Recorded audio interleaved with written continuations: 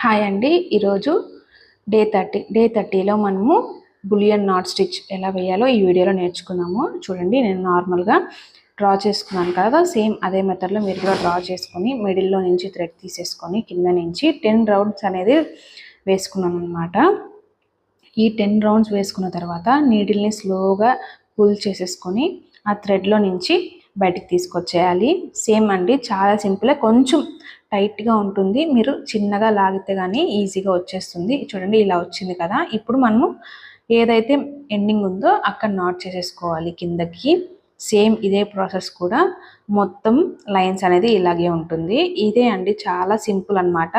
మనము thread pull చేసేటప్పుడు స్లోగా పుల్ చేశారంటే ఈజీగా కరెక్ట్గా వస్తుంది అనమాట. ఈ బులియన్ స్టిచ్ అనేది చాలా సింపుల్. ఈ నాట్ వేయడమే కొంచెం కష్టంగా ఉంటుంది తీయడానికి. నీడిల్ అనేది కొంచెం పేషెన్స్తో మనము నీడిల్ని పుల్ చేసుకోవాలి, అంతే అండి.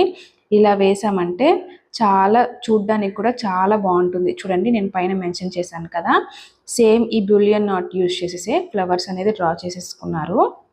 మీరు పింట్రెస్ట్లో కానీ చెక్ చేశారంటే ఇంకా చాలా డిజైన్స్ అనేవి ఉంటాయండి. నేను ఇక్కడ 2 మాత్రమే మెన్షన్ చేశాను, అంతే అండి. ఇప్పుడు నాకు థ్రెడ్ అయిపోయింది, నేను మళ్ళీ కూడా వేస్తాను. ఇప్పుడు లోపల కూడా మనము ఫ్రెంచ్ నాట్ ఉంది కదా, మనం ఆల్రెడీ నేర్చుకున్నాము. ఈ ఫ్రెంచ్ నాట్తో మనము లోపల అనేది ఫిల్ చేసేసుకోవచ్చు. చాలా సింపుల్ అనమాట. 2 టైమ్స్ రౌండ్ చేసేసుకొని నీడిల్ అనేది కిందకి పుల్ చేసేసుకోవాలి, అంతే అండి. ఈ వీడియోలో మీకు ఇంకేమైనా డౌట్స్ ఉంటే ఖచ్చితంగా నాకు కమెంట్ చేయండి.